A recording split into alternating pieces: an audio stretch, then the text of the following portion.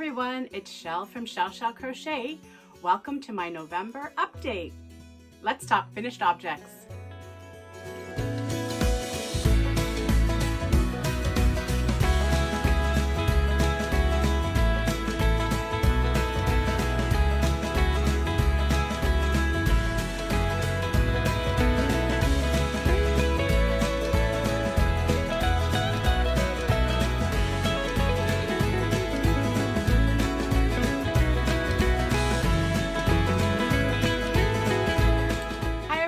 Welcome back, it's Shell. How are you today? I hope you're all doing well. So mid-month of this month, we were away and I did a little montage for you, including some clips of some of the crochet and some clips of Niagara Falls. We live about an hour and a half away from Niagara Falls, Ontario, Canada, and we have been going there since we met. We actually went there for our first anniversary of dating and we've been going back ever since. So we were celebrating our 9th wedding anniversary, and thank you to everyone who passed along their warm well wishes for that. It was very nice to see. And I also wanted to take a moment just to welcome everybody who's new. I have been noticing some people have come over. I'm not sure where everyone has been coming from, but I know some have come from Bod Life channel, which is great. I love seeing Crystal's vlogs, as I'm sure all of you do. And wherever you've come from, welcome. And please leave me a comment below because I love to get to know you all. And thank you for all of you who have been with me for a while and are returning. I think there's about 500 more of us than there were at the beginning of the year, which is awesome. In case you're wondering what you're in for, I talk mostly just about my crochet makes.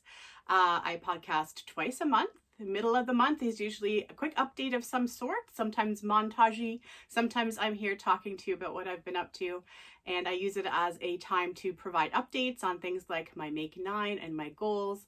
And then the end of the month, I do a wrap-up video of everything that's been on the hook for that month. And that's been working quite well this year.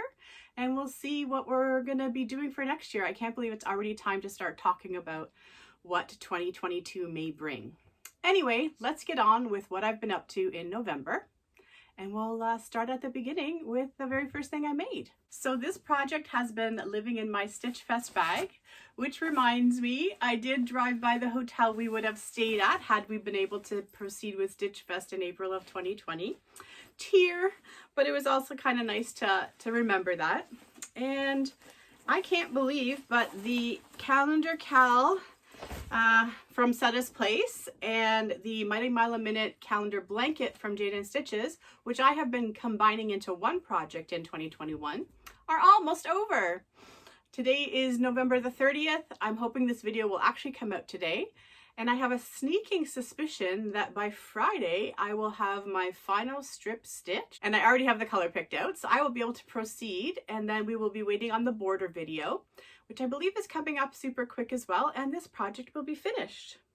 But anyway, let's go back in time to the November strip, which is called the High Rise Stitch. I will pop up a picture of the calendar so you can see how well I did with my colors. And here's the stitch. I will get a little closer for you. And yeah, High Rise Stitch, I really liked this one. It's one of my favorite ones that we did, and I will go back and kind of recap those once this blanket is done. But you can see it is getting there.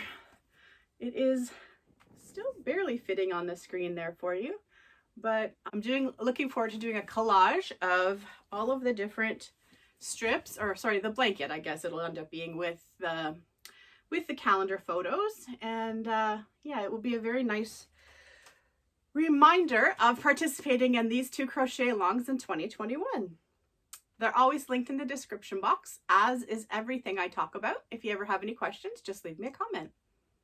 For those of you wondering what I'm wearing, I made this shawl in the summertime, and I will link the podcast in which I discuss all the details in the description box of this video. It is a granny stitch shawl that is based on a lace shawl, and the difference is that you get to work it from the bottom up, and it has a border already built in.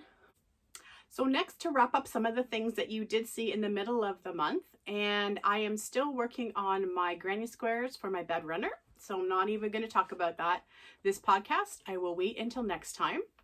I did manage to finish the pink rectangle granny stitch blanket, and that has already gone off to its new home. So I will insert a clip for you right here. Hi everyone, just wanted to give you an update on the pink blanket because I think it'll be gone by the time I do my monthly update. So it's a regular rectangle granny based on a crochet crowd pattern where it's actually a changing color, huge blanket. It starts with a very wide center, or long I guess you'd say for rectangle, but it worked up well on this pink yarn. I just did a very simple single crochet border to give it some structure, and I think that looks quite nice on the end. And you know, it was requested all pink, so this is the all pink blanket. It was a 6mm hook, and it is tent sale worsted yarn from Spin Right. So just one of their regular worsted weight yarns in the tent sale label instead of whatever the real brand would be. And yeah, so hopefully that little video there didn't make you too dizzy. Oh, and in terms of size, let me back up for a sec. It is hanging down the back of the couch more so than it is hanging in the front, so just a little bit longer. Actually, you can see the center right there at the top, so it's probably just the gravity doing that, but it's about double that width. Okay, guys. Anyway, back to your regularly scheduled programming. So I showed you some wine bags in the end of October that I had started to make, and they look like this. So they are based on a basket bottom, so you have lots of super support at the bottom. It's double strand, one cotton, and I chose one sparkly gray here for this particular color as requested, and I just work it for enough to give it a nice base. It's about after you do the pop out round of post stitches to give yourself a nice little ridge there. I do another 3 or 4 rounds of single crochet. I'm using a 6mm hook, so it's nice and tight, and you get this nice stretchy look, and it looks really nice on a bottle. And I put the little tie at the top. The tie can be a real tie or a faux tie. Some of them I just inserted there. Some of them I put it through double crochets.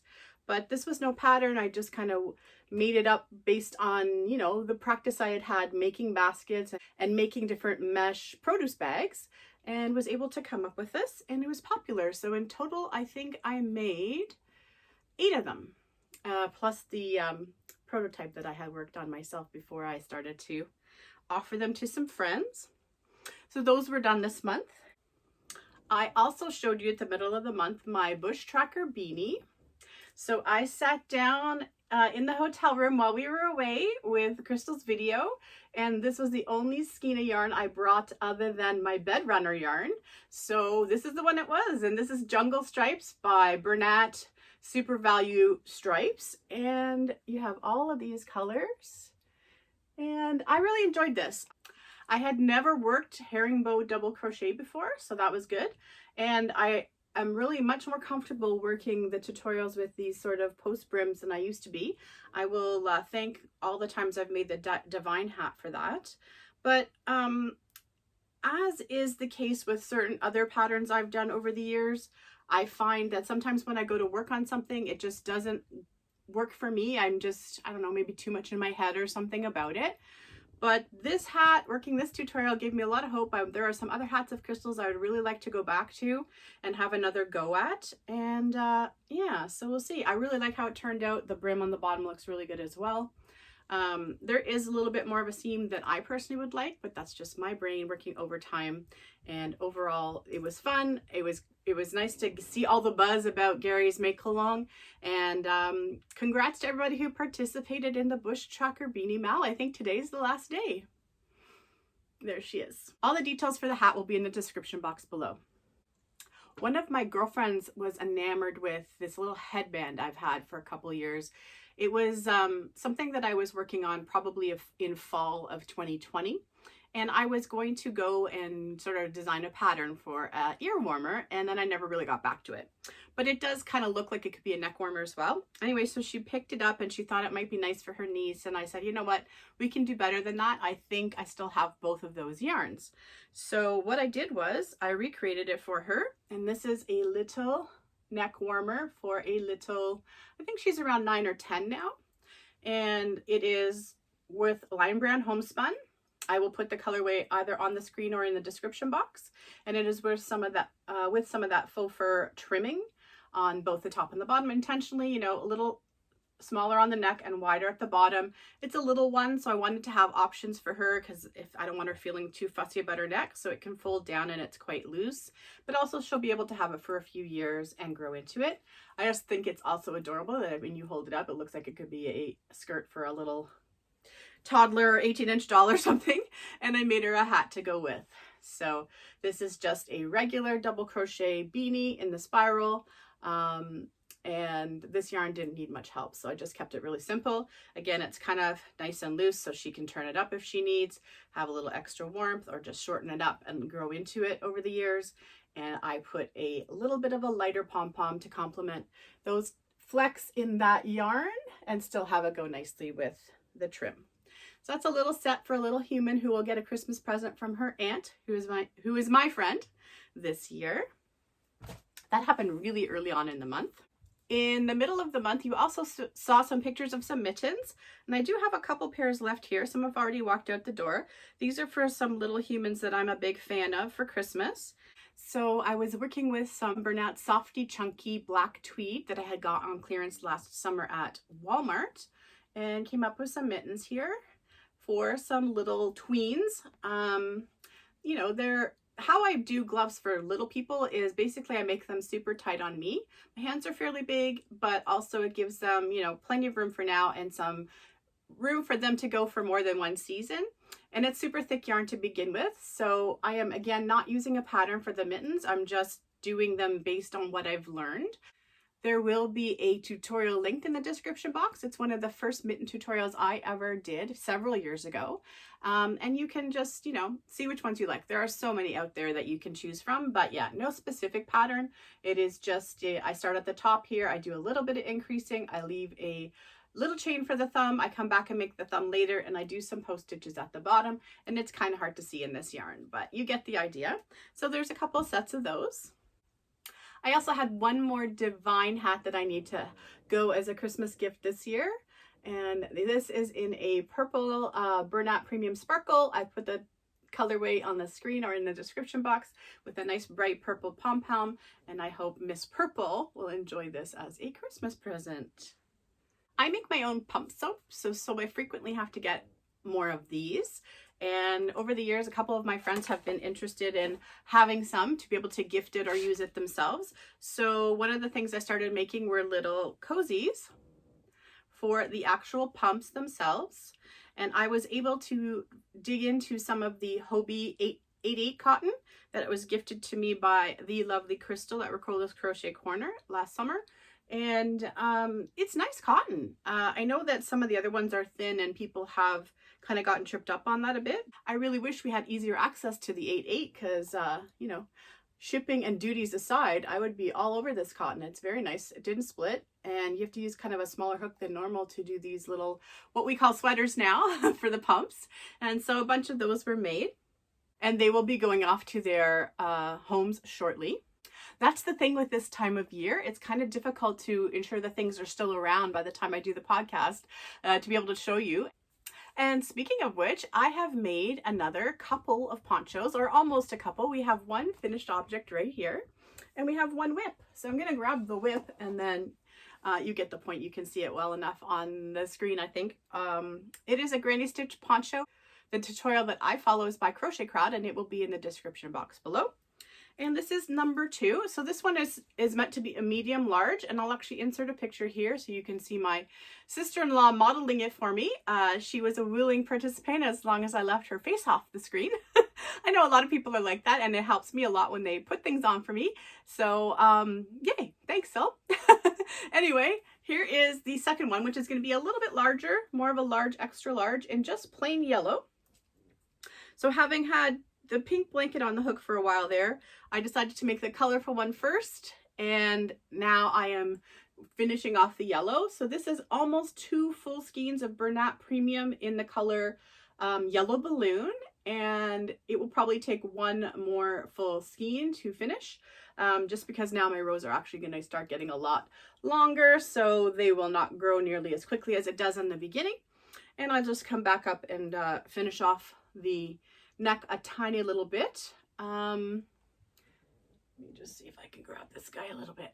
The color wasn't showing particularly great on the picture, but this is a Karen cake in cherry compote. This was heavily color controlled just to make sure that I didn't have any blotches of color, as it is a gift. And I finished it with some Mary Maxim sparkle yarn in this burgundy color, which really, really kind of looks nice and pulls all the colors together. So I hope that the recipient will be very happy with it. I think the colors are showing you much more true here than they were in the photo I took. So these are great ponchos. I have a couple myself, and they're easy to do. They look nice. I am working on tweaking the centers just slightly because I find, for me personally, the pointed part grows too quickly. So I'm doing a bit of a different repeat, and if I ever get it figured out entirely, I will let you know. But yeah, it just allows it to come down a little further on the arms before it gets too long in the middle. So those are done and almost done. This one will be gone before you see me again, so you probably won't hear any more about the yellow poncho next time. The one other whip I can talk about for a quick sec before I finish the rest of the finished objects is just my Christmas blanket that I ended up making for myself because the yarn was gifted to me at Christmas last year, which is Bernat blanket ombre yarn. And I decided to grab an extra cake of the gray to make it a little bit longer. I grabbed that in the summer when I was finding yarn on clearance at Walmart, and I have added it in, and I'm gonna make myself a little foot pocket at the bottom so that when I put it on me on the couch in the chilly weather we're finally having here, I will be able to be super cozy in this winter. And we'll see how it goes. So I will show it to you next time. And yeah, so no more whips really to speak of. I do have a couple of Christmas presents that have to get made. I don't need them till the 24th, so they were kind of intentionally left to the month of December as I was getting other things done, and a couple of last minute requests that came in. Oh, and I do remember I am making a Christmas blanket for this year, and it's the final project on my Make 9, but it hasn't really gotten off the hook too much, so I'll just show you a little bit. It is with this pound of sparkle yarn, with this Mary Maxim, the red, and then the green. I don't think the green has even made it in there yet, so we can hold off on that. But it's a ripple blanket. I'm following Bella Coco's one. And I like the nice undulating ripple here, not too much of a point. I don't want big peaks on it. And yeah, so this is going to look super nice when it's done. And this is going to be kind of our fancy couch blanket to just look pretty. And I have one that's warm, and my hubby has one that's warm, and we're all good. So yeah, I have that blanket and then 2 Christmas presents to work on in the month of December. And that's all I have planned. And the other 2 projects, one's kind of a bigger project, one's not too bad. So we'll see how that goes. And yeah, hopefully not too much pressure. Anyway, back to finished objects. And speaking of Make 9, my second to last project were these. Going back to what I was saying earlier about some patterns you find a little intimidating, or you might find a little intimidating, at least I do, when you first see them. I am not a big amigurumi person, although this year we've done better with our octos. I did finally these little trees from Jayda InStitches. I don't even think I can hold them both up at the same time. I did these little trees from Jayda InStitches. So this is one of her really much older videos. So I tried these. They have actually beads stuffed in the bottom, some old beads I didn't need anymore to keep them a little weighted. And then the regular stuffing. I grabbed some Lion Brand Homespun in this multi-green. I will put the color in the description box. And I had some brown, and it's held double at the bottom just to make those. It's a really cute, easy pattern. They can be decorated if you want them to. But yeah, this was on my Make 9, so glad I got it done. And when I went back to looking at it, I had actually posted this picture. So I also made this tree pillow of Jayda InStitches. This one was fun, and it doesn't take long. So with this one, the only difference is it's the same Lion Brand yarn, but it's held double with a dark green that was just a scrap yarn. And the bottom here is also held double. And this is just stuffed with regular stuffing and some t-shirt. I have a bunch of scraps I keep for color. So there's a green t-shirt my husband was no longer interested in, so that's kind of lining it so none of the stuffing can poke through. and then the stuffing itself is in the middle of the fabric. Yeah, so I'm happy with how this turned out, and these would be super cute if you decorated them as well.